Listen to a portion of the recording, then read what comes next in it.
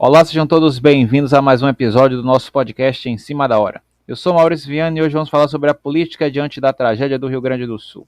É óbvio que em questões climáticas o homem não pode conter a natureza, mas pode se preparar para estes eventos.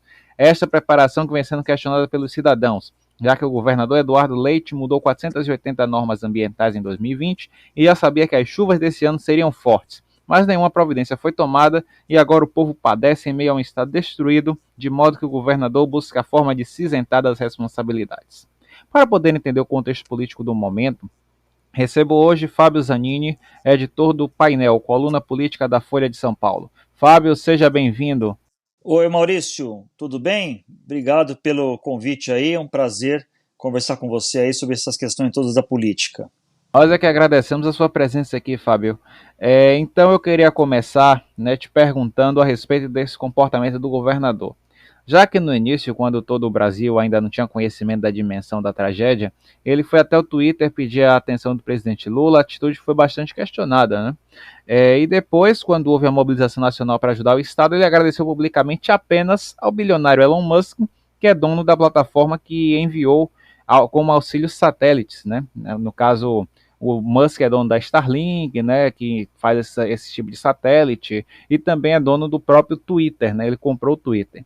E aí, ele agradeceu apenas ao Musk e não agradeceu nem ao governo pelos investimentos e nem aos influenciadores digitais que se mobilizaram diante da causa, né? O Whindersson Nunes esteve envolvido, o Felipe Neto também. Então, assim, o que é que está por trás desse contexto? Há uma estratégia política diante dessa tragédia? Olha, Maurício, primeiro que é uma tragédia que está mobilizando todo o país, né? A gente tem uma mobilização do governo federal, uma mobilização do governo estadual e dos municípios, dos prefeitos.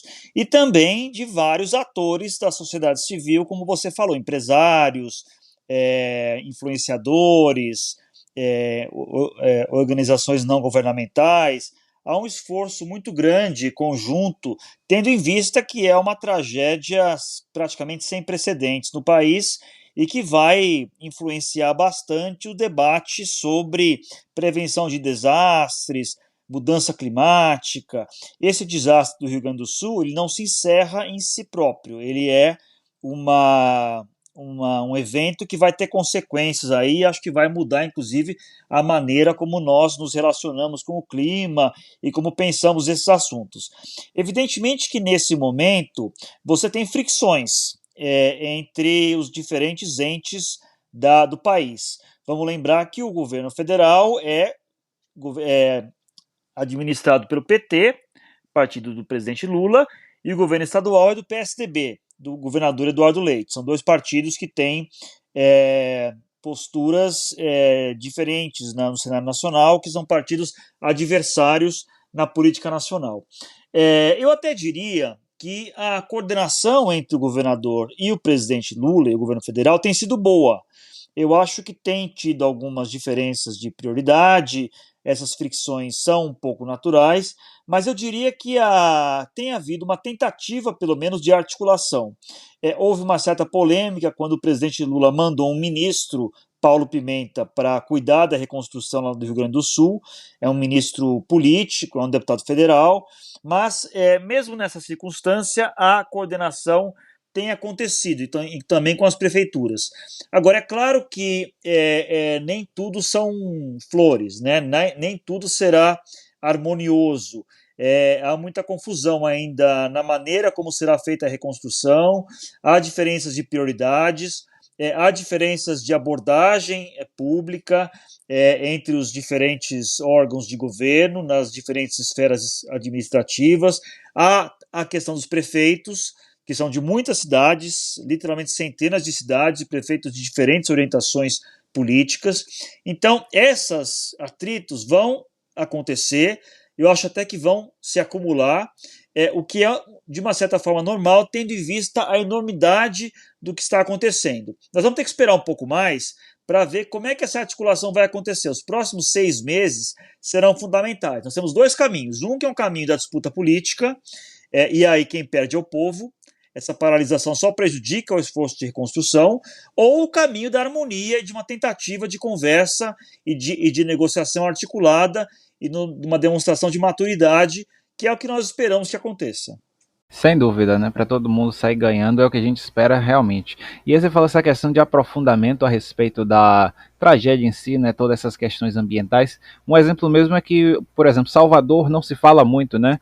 Mas tem uma questão de aterro na Cidade Baixa, né? Ali onde fica o Mercado Modelo, ou a parte baixa do elevador Lacerda e tudo mais, aquilo tudo é aterrado, e isso daí chamou bastante atenção, porque muitas pessoas estão agora falando justamente disso, que o avanço do nível do mar, essas mudanças ambientais, podem daqui a alguns anos colocar a parte baixa da cidade de Salvador debaixo d'água, né? Não à toa que a lixa sofre com um pouco de enchentes, então essa mudança social já está acontecendo mesmo assim, nesse impulso, né? Mas aí eu queria também aproveitar para te perguntar o seguinte: você fala um pouco dessa questão dessa disputa política por parte desses dois espectros. Aí vamos agora aprofundar um pouquinho na questão do governo, né? Porque diante da tragédia muitas especulações surgiram, né? Inclusive no que diz respeito justamente à participação do governo federal, do presidente Lula. E assim, em sua análise, os procedimentos que foram tomados pelo governo foram corretos e eficazes para a tragédia? Olha, primeiro essa observação que você faz aí sobre Salvador é bem interessante, e eu diria que isso acontece em várias cidades do país e vai acontecer.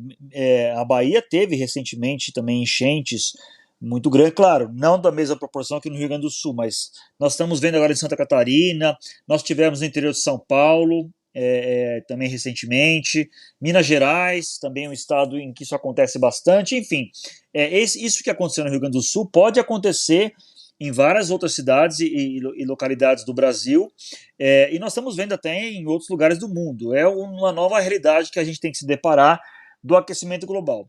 Eu diria que a preparação do governo federal e do governo estadual ela não foi boa. Mas por que ela não foi boa? Porque é um pouco também difícil você se preparar de maneira adequada a esse tipo de evento climático extremo.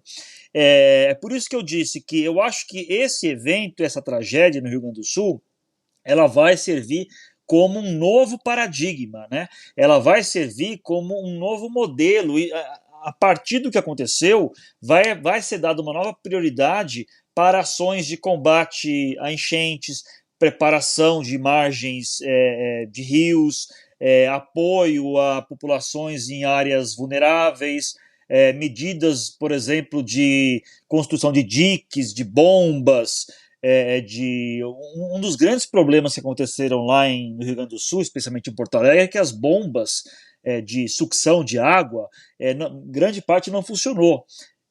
Porque não foi dada prioridade a isso, porque ações contra a enchente não são ações que geralmente são vistosas, não é como você inaugurar um viaduto, uma estação de metrô, uma estrada. Muitas vezes os políticos, e isso falo de maneira geral, não estou falando especificamente do Rio Grande do Sul, não gostam muito de investir nessas obras, porque são obras caras e obras que não são muito vistosas, né? São obras que não aparecem, que na verdade é bom que não apareçam, né? Quando essas obras são feitas e não aparecem, é porque elas funcionaram. O problema é que isso não dá voto, então não há uma priorização muito grande a esse tipo de investimento. Então claro que faltou preparação, claro que faltou planejamento, e acho que a partir de agora eu espero que esse evento extremo coloque na cabeça dos governantes uma avaliação diferenciada de que é preciso investir em obras dessa forma, porque quando elas não são feitas, aí o problema aparece e nós vivemos essa tragédia que nós estamos vivendo. É isso. Aí você fala tudo isso, e aí a gente tem um paradoxo que é meio curioso, que você fala dessa questão, tipo assim, de investir nessa coisa e algo que não aparece, né, para atrair votos. Porém, você tem um lance que é que Leite mudou cerca de 480 normas ambientais numa sanção de 2020, e assim, esse tipo de medida, como é que ocorre, né? Porque, por exemplo, ele, né, fez algo que é nocivo, e assim, ninguém pode contestar esse tipo de coisa, a Câmara não pode fazer nada, porque assim, é aquela coisa, né? Não é dado um investimento para a melhora, mas a piora ocorre. Então, como é que é essa dinâmica, esse mecanismo para essa sanção aí que ele acabou fazendo?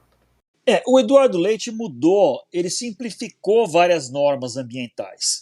Ele facilitou alguns licenciamentos. O governador Eduardo Leite tem uma postura mais liberal na economia, ele defende muito a presença menor do Estado, maior do setor privado, as privatizações. Então, isso que ele fez é condizente com essa crença programática dele, de você diminuir um pouco a burocracia, as amarras do Estado e por aí vai. E aí a oposição, obviamente, está fazendo a conexão entre isso e a tragédia no Rio Grande do Sul. Eu acho que é um pouco cedo para a gente ainda dizer que essas medidas que ele tomou geraram ou pioraram essa tragédia. Eu não sei se essa relação pode ser feita de maneira tão direta. Talvez a gente tenha que esperar um pouco para ver se realmente uma coisa levou a outra, porque é um fato verdadeiro que é essa chuva absurda que aconteceu. Agora, quando você reduz controles, quando você reduz regras ambientais, você pode pagar um preço lá na frente, né? Você, por um lado, está facilitando empreendimentos, facilitando projetos, mas isso pode cobrar um preço mais adiante em termos de consequências ambientais e climáticas. O governo do Rio Grande do Sul fala que não, fala que o que houve foi apenas uma simplificação de normas que estavam obsoletas, atrasadas e por aí vai. Mas nós vamos ter que esperar um pouco. Eu acho que nós vamos ter que esperar um pouco para ver em que medida isso impactou e de que maneira essa simplificação e essas normas que ele revogou podem realmente ter contribuído para esse desastre. Com certeza. E aí a gente vê esses paralelos, né? Porque a gente tem essas certezas, né? Dessa questão, como se falou, dessa questão da mudança que ele fez. E aí a gente vê também uma coisa que se meio que, vamos dizer assim, explodiu, né? Que foram muitas fake news que surgiram diante de todo esse processo, muitas com influências políticas por trás, né? Coisas que assim, de certa forma, fizeram potencializar muitos medos, muitas, né, mentiras a serem propagadas não só no sul, mas principalmente fora dele. Questão de doação, questão de auxílio, né? Então, assim, o que é que leva a algo desse tipo a ocorrer? Assim, a quem interessa um caos em meio à tragédia? Fake news são uma praga, né? Fake news, elas, hoje em dia, infelizmente, a gente tem que saber conviver com elas e lidar com elas e combatê-las. Isso não é de hoje. E em eventos muito grandes e muito tensos, como é uma enchente como essa, como é um desastre, mas também quando acontece uma eleição, uma campanha eleitoral, grandes manifestações, uma grande votação, alguma coisa assim, essas fake news brotam, né, elas vicejam, elas surgem meio que do nada, de maneira espontânea. É lamentável isso, evidentemente. Nesse contexto de tragédia, destruição e morte, elas acabam aparecendo também, porque tudo hoje no Brasil vira uma narrativa cultural, uma guerra política, né? Mesmo uma tragédia como essa acaba entrando nesse debate polarizado ideológico de direita contra esquerda, de Lula contra Bolsonaro e por aí vai. Então você tem todo tipo de fake news. Você tem até fake news de saúde, fake news de que da maneira como a ajuda humanitária está chegando, mentiras que são propagadas para cima e para baixo. E aí você perguntou, e a pergunta é interessante, a quem interessa, quem se beneficia disso, né?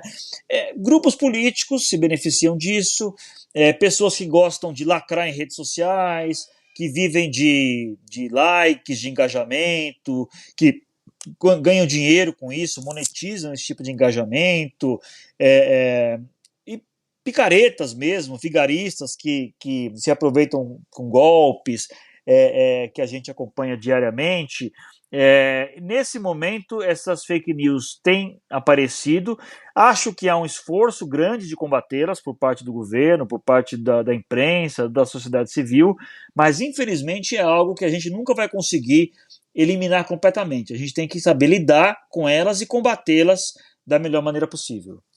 É isso, né? Infelizmente, realmente é aquela praga tipo mato em pedra portuguesa, né? Que É, você tenta puxar é pela isso. raiz, Você tenta matar, mas não adianta porque realmente ele fica impregnado, então só tentando arrancar mesmo para você conseguir tirar. E a gente vai aprendendo, né? Eu acho que a gente tem muito ainda a aprender com esse mundo digital, embora a gente se sinta muito, né, ligado nesse meio, tem muita coisa ainda para a gente explorar, né? Tá aí a inteligência artificial que não deixa a gente mentir nessa situação, né? Aí eu queria te Exato. perguntar também, Fábio, o seguinte: o comportamento de Leite, né, agora falando dele num conceito geral aqui, é muito contrário ao que ele, de certa forma, apregoou ao longo do tempo, né? Já que depois das eleições presidenciais de 2022, ele e os governadores Raquel Lira e Eduardo Raidel, né, que são do PSDB, tinham uma proposta de reconstruir o partido criando uma nova opção à direita, tudo mais, né? Aquela coisa que a gente ficou falando, né, de moderação, né, e tudo mais depois de Bolsonaro, uma moderação, um equilíbrio, né? Porque tem eleitor que não quer o extremismo do bolsonarismo, também não quer a parte da esquerda em todos os espectros, mas, né, então ficou essa coisa assim, quem é que vai substituir esse lado da direita? E aí, assim, as estratégias que ele tem tomado, nessas atitudes que ele vem tomando, você acha que ele tem tido atitudes que são similares a essa da extrema-direita? Né? Você falou dessa questão do liberalismo e tal.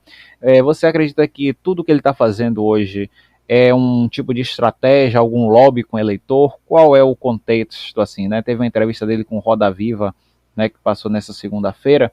Então, assim, ele fala muito disso, né? Ele tem muito essa questão de certa forma, negar participações na tragédia, né, assim, de certa forma, né, se isentar de responsabilidades. Então, o que é que leva, né, a esse comportamento, né, um comportamento que até deixou alguns colegas jornalistas que estavam entrevistando ele muito desconfortáveis, porque faziam perguntas e ele se esquivava. Então, como é assim, né, no contexto geral, qual é a proposta desse posicionamento? Olha, o Eduardo Leite, ele tem ambições políticas assumidas. Ele tentou ser candidato a presidente em 2022, não conseguiu, e ele tem esse projeto de ser candidato a presidente em 2026. Ele se apresenta como uma pessoa de centro-direita, digamos assim, né? Ele é de um partido que é mais de centro, que é o PSDB, não é um partido de direita totalmente, é um partido de centro, mais para a direita. Tem até algumas pessoas mais de centro-esquerda no PSDB, mas hoje é um partido mais vinculado à centro-direita. Eu não acho que ele seja um extremista da maneira como o Bolsonaro é. Eu acho que ele tem algumas semelhanças, principalmente na parte econômica, em algumas prioridades aí com os bolsonaristas, mas eu acho que ele tem outro estilo, ele tem outro tipo de relacionamento político, outro tipo de atuação, ele não é negacionista como é o Bolsonaro, ele não é contra a ciência, ele não ataca instituições, eu nunca vi ele atacando o Supremo, atacando o Congresso, atacando a democracia, atacando a urna eletrônica e por aí vai. Agora, evidentemente que ele busca um papel de contraponto ao PT, né? Hoje o papel de contraponto ao PT está com o Bolsonaro. E o Eduardo Leite tenta um pouco se posicionar nesse polo contra o PT. Então, em algumas situações, ele até parece um pouco mais direitista do que ele costuma ser.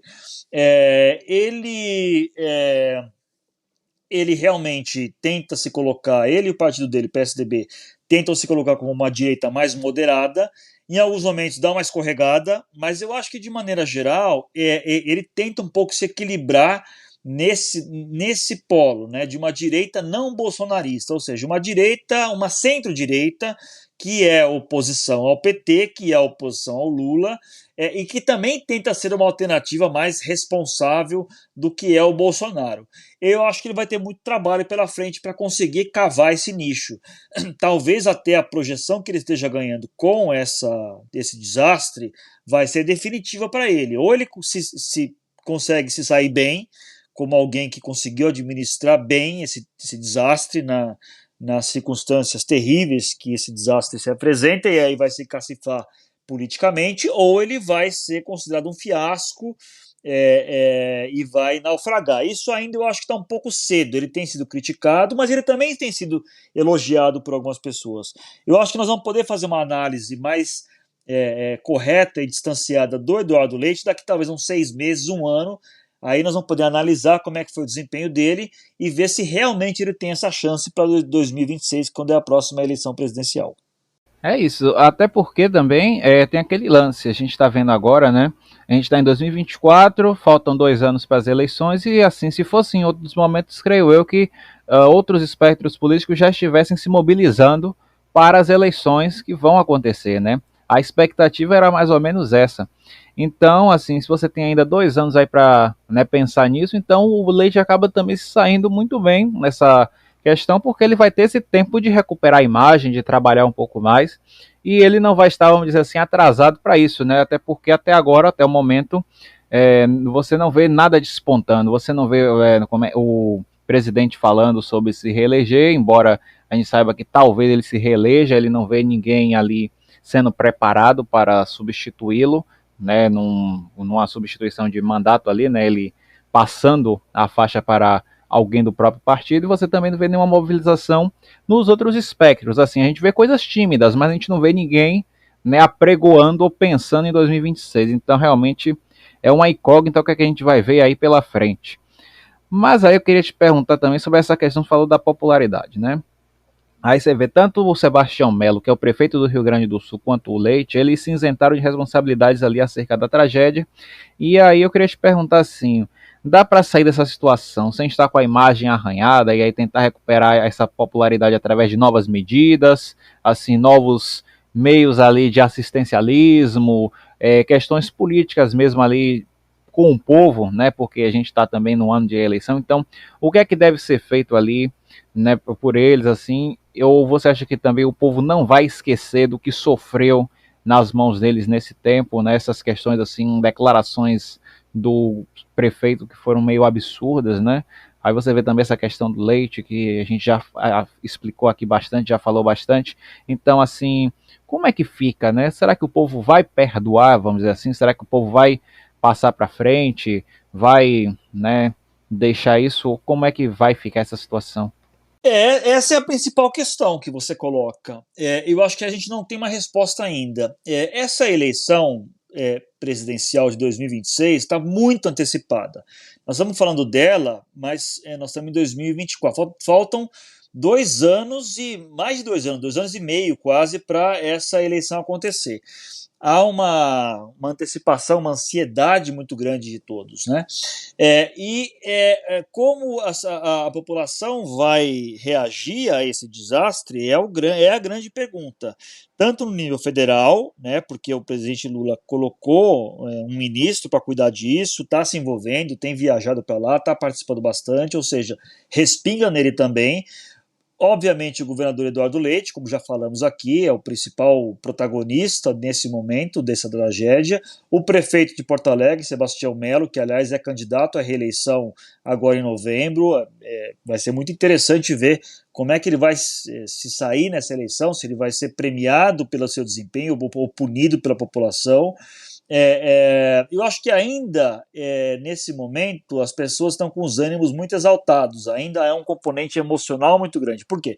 Porque as pessoas perderam suas casas, porque pessoas morreram, porque perderam patrimônio, então tudo nesse momento é um pouco tenso, artificial, não é uma coisa... ela está muito influenciado pelo calor dos acontecimentos. Nós vamos poder ter uma avaliação mais ponderada e distanciada daqui a alguns meses. No caso do prefeito de Porto Alegre, como a eleição é em novembro, vai ser ainda meio no calor dos acontecimentos. Mas a população não esquece, né? Esse é a grande questão. A população está acompanhando com lupa e não esquece derrapadas que acontecerão. Então, por isso, é um momento muito tenso para esses administradores públicos, se podem ser realmente punidos caso não tomem medidas e caso não se articulem. Eu acho que um bom começo é pararem de brigar. Acho até que eles não têm brigado muito entre eles, né? Acho que a população, nesse momento, não puniria bastante administradores se ficassem brigando politicamente. Eu acho que o momento é de todos se unirem para tentar resolver essa tragédia e depois a vida política volta normalmente. É isso, eu acho que eu falei sem querer que o Sebastião Melo é prefeito do Rio Grande do Sul, é prefeito de Porto Alegre, então reforçando aqui a informação, mas realmente a gente fica nessa expectativa, então é muita coisa, então a gente não pode muito que atropelar os fatos, né, Fábio? A gente tem que deixar as coisas irem desenrolando é, com calma, né? Porque é tudo uma questão mesmo de calma, né? O Guaíba ainda está, né, desaguando, as pessoas estão voltando à vida, então realmente é uma questão, vamos dizer assim, de deixar o curso natural das coisas, né? Para depois o curso político voltar também se aprumar e tudo mais, né? Até para os próprios políticos também, né? Para eles poderem realmente ver o que é que vai ser mais válido para suas próprias questões de governo, né? Aí eu queria te perguntar também, assim, nós falamos aí da questão do presidente Lula, como se falou que respingava nele nessa questão tal. Então, assim, também saíram pesquisas, né, falando a respeito da questão de popularidade do presidente que ficou um pouco mais em evidência. Então, assim, qual análise você faz também a respeito disso? É algo do calor do momento mesmo, ali, calor dos fatos, então, tipo, a assistência que ele está dando é bastante importante, é bastante válida, então, por isso que infla um pouco essa questão de, essa percepção, porque até um tempo atrás a gente viu algumas pesquisas que não estava tão bem assim, né? Deu uma queda da popularidade devido a essas questões aí que estavam envolvendo é, prováveis, né? Taxações de impostos aí vindo de fora das compras internacionais, aí ficou um pouco esse escândalo, questões tributárias, questões fiscais, e aí ficou um pouco essa turbulência e agora a coisa parece se apaziguar. Qual análise você faz assim dessa pesquisa? Olha, o presidente Lula tinha sofrido um pouco de queda nas pesquisas e na avaliação nos últimos meses, por uma série de motivos. Um pouco a economia, a inflação deu uma subidinha, a inflação de alimentos, alguns produtos ficaram mais caros, arroz, feijão, também isso que você mencionou, a possibilidade de taxar compras internacionais, né, as compras ali dos sites chineses, principalmente, também um pouco essas guerras culturais mesmo, questões de segurança, tudo isso acaba respingando na conta do governo. Não é uma queda muito expressiva, a popularidade deu uma oscilada para baixo um pouco, o que é um pouco normal, nós estamos no segundo ano de governo, a popularidade, passada aquela lua de mel, né, do começo do governo, a popularidade costuma cair um pouquinho mesmo, isso tudo é esperado. É, Agora, a grande questão é saber se esse evento lá do Rio Grande do Sul, das enchentes, vai alterar alguma coisa, porque além da tragédia em si, também pode ter impacto na economia, pode ter impacto na agricultura. O Rio Grande do Sul é um estado grande produtor de soja, de arroz, por exemplo, trigo, carne bovina. Então, houve muito dano, muito prejuízo à agricultura, à agropecuária. Isso pode elevar preços, por exemplo, de alimentos. O Rio Grande do Sul é um estado importante, tem uma base industrial importante, então também prejudica o PIB do Rio Grande do Sul, que prejudica o do Brasil. Tudo isso pode afetar. E uma avaliação da população sobre o desempenho do governo, a postura do governo vai ter que ser feita também em algum momento. Para o governo é muito ruim isso, porque era um momento em que o governo estava esperançoso de que conseguiria estancar essa pequena queda de popularidade e até voltar um pouco crescendo. Isso atrapalha, esse momento atrapalha. Daqui a pouco vem a eleição também, que é outro momento de tensão. Então, esse caldeirão todo não é bom nesse momento para o governo. Mas ainda a sorte do governo Lula é que ainda tem 2 anos para a eleição, 2 anos e meio, como nós falamos aqui. Então dá tempo de recuperar, né? Nós temos 2025 inteiro pela frente, 2026 a campanha. Então é ruim, mas também dizer que está tudo perdido é um pouco de exagero. Com certeza. Aí, assim, a gente estava falando dessa questão, né, mais uma vez sobre essa efervescência política, né, que a gente se propõe a falar. E, assim, para você, né, a gente falou dessa questão de erros, acertos, perdas, ganhos. Assim, qual é a melhor forma de comunicação política no momento de tragédia? O que é que a gente deve esperar, assim, de um político? É algo mais ou menos como o que Eduardo Leite fez nas redes sociais, se propôs a ser um canal de informação. Ele foi até bastante criticado por isso, né?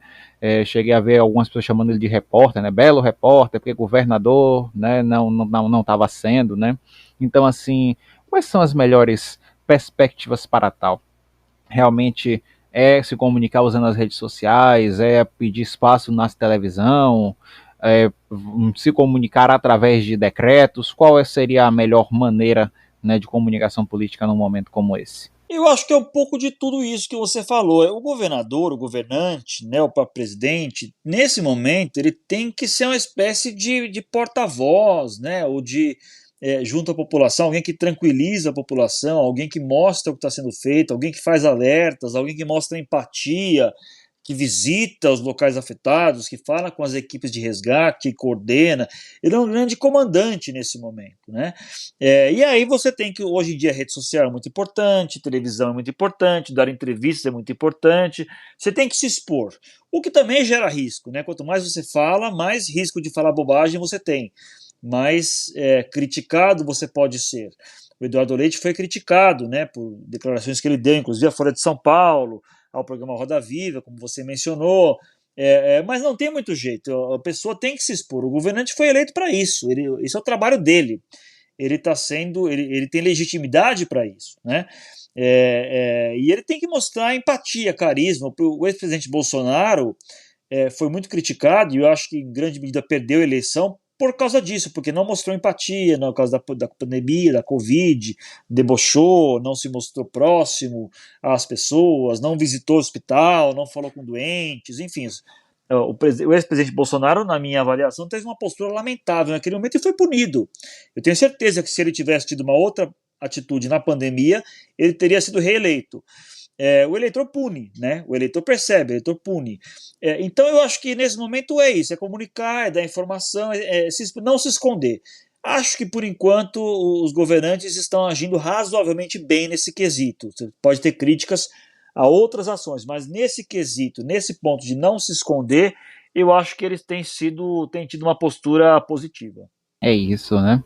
Agora eu queria te perguntar um pouquinho, a gente está falando muito dessa questão de gestão e gerenciamento, né? Eu acho que essa daí vai ser uma pauta bastante importante para essas próximas eleições. Aí eu queria te perguntar justamente sobre isso, né? Assim, a gente sabe que nos mais variados espectros políticos, para além disso, né, há problemáticas nos mais diversos partidos, né? Aí vou citar alguns exemplos aqui. A gente pode citar o Ricardo Nunes, que é prefeito de São Paulo, né? Que muita gente diz que é sumido, São Paulo não tem prefeitura, né? Não tem prefeito, né? Cadê o prefeito? Fica nessa coisa, né? E tudo mais, a questão de segurança, né? Em São Paulo, agora uma onda de assaltos, a gente vê muita gente reclamando disso. Ele vem sendo bastante criticado nessa gestão, tá concorrendo à reeleição. Aí você vê na Bahia tanto o governador Jerônimo Rodrigues do PT como a prefeitura de Salvador, que é de Bruno Reis, do União Brasil, né, sucessor de ACM Neto, de porta-voz da direita, né, e tudo mais. Então, assim, você vê toda essa questão e ele é muito questionado pela segurança pública e mobilidade urbana, né? E aí todo esse apanhado é para te perguntar o seguinte, essas questões, né, que a gente falou de gestão e gerenciamento, vão fazer diferença em eleições futuras? Você acha que esse vai ser um ponto de discussão tanto para as eleições para prefeito agora esse ano e também mais adiante nas eleições presidenciais? Com certeza, gestão, gerenciamento são pontos fundamentais de qualquer campanha. Você citou aqui o de São Paulo, aí Salvador, são dois prefeitos candidatos à reeleição. Esse vai ser um dos grandes pontos a serem analisados pelo eleitorado e criticados pela oposição, obviamente, defendidos pelos prefeitos. E aí, gestão de maneira ampla, obras, contas públicas, transparência, combate à corrupção, projetos sociais. O Ricardo Nunes, aqui em São Paulo, ele vinha sendo muito criticado, vem sendo muito criticado ainda pela sua gestão, mas embora os índices de popularidade dele tenham melhorado, ele começou a inaugurar obras, investindo muito em propaganda também, isso é verdade, mas ele cresceu nas pesquisas aqui e hoje é considerado um dos favoritos à eleição. Imagino que aí em Salvador também seja uma situação parecida. A população está insatisfeita, né? Você citou a questão da segurança, é um problema aqui em São Paulo, embora seja uma questão mais do governador do que do prefeito, mas também acaba respingando no prefeito. Mas a gestão hoje em dia é fundamental. As pessoas não caem mais naquele conto de que o cidadão que só quer fazer obra, que só quer fazer bravata. As pessoas analisam o programa de governo e as obras que ele entregou e as políticas que ele entregou. Então isso é fundamental, vai ser fundamental aqui nessa eleição, esse tema da gestão pública vai ser um dos principais, certamente. É isso. Salvador vive hoje, né, assim, Bahia como um todo, uma questão de segurança pública, né, o governo, né, não tem investido nisso e nós vemos muitas coisas terríveis acontecendo assim, né, mas também vemos muitas operações ocorrendo para combate de tráfico e tudo mais, então é aquela coisa, né, fica, né, esse desequilíbrio, porque ao mesmo tempo que a gente vê muita coisa acontecendo, a gente vê muita coisa também deixando de acontecer, e o prefeito realmente se encaminha para uma reeleição, porque ele merece, talvez aí fica para a opinião pública, né, talvez não mereça, né, na opinião dos eleitores, mas fica naquela coisa, né, não tem tu, vai tu mesmo, porque infelizmente Salvador, né, vive talvez um problema que muitos outros estados vivam, que é a questão da falta de candidatos, né, capazes de poder realmente fazer boas gestões e também de nomes de peso, né, para isso. Né, o Bruno Reis vive aquela questão, vamos dizer assim, do cacique político que o PSDB fez em São Paulo, né, que é a questão de sucessões ali e tudo mais, e que vão se perpetuando ao longo do tempo. E aí a gente vai vendo essa questão acontecendo, né, e a gente vê que não é algo único e exclusivo de um ou outro lugar, né, é de tudo quanto é canto. Pois bem, Fábio, para encerrar, né, a gente vai, né, agora fazer a última pergunta para o Fábio. Na verdade, não é nenhuma pergunta, é para ele contar um pouco mais a respeito de uma experiência interessante que ele agora está vivenciando, que é a questão de fazer um podcast. Né? Ele tem agora o podcast A Que Pauta Chegamos, em parceria com Tiago Amparo e Tati Bernardi, né? Os três discutindo os principais assuntos do momento, está muito legal. Então, Fábio, como é que está essa experiência aí para você? Como é que está essa energia, tudo mais aí? Conta aí para a gente como tem sido. Ô Maurício, muito legal você ter mencionado isso. Realmente, como você falou, é uma experiência nova, recente. A gente está fazendo na Folha de São Paulo e no Spotify uma mesa redonda, né, uma espécie de debate sobre os temas da semana. A gente tenta fazer, misturar um pouco política, questões ali mais sociais, internacionais, né, temas ali mais duros, né, mais tensos da semana, mais polêmicos, também com comportamento, cultura, cinema. Eu estou gostando bastante. Meus dois parceiros, o Tiago Amparo, que é um professor universitário, advogado, e a Tati Bernardi, que é roteirista, que tem muita experiência em podcast, em televisão, em internet, mais experiência em programas. Eu sou um pouco novato nessa área, minha experiência sempre foi mais de jornal, né? Mas estou gostando bastante. A gente está se divertindo, a gente consegue interagir bem. Toda semana, às quintas-feiras, de manhã. Hoje, nós estamos gravando aqui na quinta-feira, acabou de entrar mais um episódio, entra logo de manhã. E convido vocês a verem aí no site da Folha, tem o link. Também você acha no Spotify, o A Que Pauta Chegamos. Convido a todos a acompanhar aí, fazerem comentários, compartilharem, indicarem para os amigos se gostarem. Eu estou me divertindo, tá tendo uma experiência muito interessante. Hoje em dia eu acho que o jornalista tem que um pouco, como se diz no futebol, jogar nas 11, né? Cobrar o escanteio e cabecear. Então a gente hoje faz jornal, a gente faz internet, a gente faz podcast, a gente grava vídeo. O jornalista hoje tem que ser um pouco completo nesse sentido, não é mais aquela coisa muito segmentada como era antigamente. Mas espero que vocês gostem aí, ainda estamos no comecinho dessa experiência, começamos aí mais ou menos 2 meses, e espero que vocês curtam aí, e obrigado até pela oportunidade aí de eu falar sobre isso. Você que é um podcaster sabe que podcast é uma coisa apaixonante, né? Ah, com certeza. A gente começa e vai fazendo, que realmente é um bate-papo muito bom, né? Uma coisa que vai realmente fluindo e que ainda mais sendo dois parceiros sensacionais como você tem, aí a coisa fica, vai para um outro lado que é sensacional, né? Você falando aí, eu tava lembrando do episódio, no primeiro episódio em que vocês citam, né, o Sex and the City, né? E aí vocês ficam conversando sobre isso e tal, agora tá bem na moda, a série voltou à moda. Então, realmente, são muitas pautas interessantes e inteligentes. E o link eu vou deixar na descrição aqui do episódio, né? Que realmente vale muito a pena você ouvir, né? E a Folha de São Paulo aí segue disparado com excelentes, né, podcasts aí para todos os segmentos, né? E não é puxando a sardinha, não, é que realmente vale a pena você ir conferir lá, né? Então é isso, Fábio. Muito Bacana. obrigado pelo seu tempo, muito obrigado por ter vindo aqui discutir esses assuntos tão importantes. Obrigado, Maurício. O prazer é meu, foi um ótimo bate-papo aí. Sucesso para você no seu podcast. Um abraço aos nossos ouvintes e vamos acompanhar todos esses temas aí quentes do momento que a gente conseguiu abordar aqui. Foi um prazer, viu, Maurício? Imagina, o prazer é todo nosso de ter você aqui. Então é isso, pessoal. Nós nos vemos em breve, em mais algum episódio aí do nosso podcast Em Cima da Hora. E é ele, né? O de sempre, o podcast na hora certa para você ouvir. Até a próxima!